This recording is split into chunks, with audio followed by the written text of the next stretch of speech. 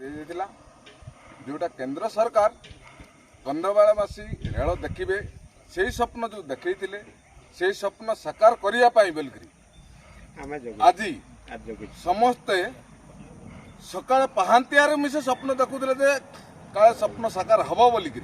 किंतु राज्य सरकार अपारगता बोली आज से स्वप्न अधूरा हवा बसी आउ से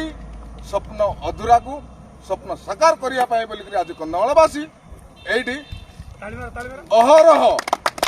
सकाल 6 ठू संध्या 6 पर्यंत 12 घंटिया डाकरा दि जाइए कंधमालवासी रेल देखिए यही स्वप्न सबुदिन साकार हवा दरकार भरसा आज कंधमालवासी मैंने डाकरा दे निश्चित भाव में गणधारणा आंदोलन तीव्र रूप नब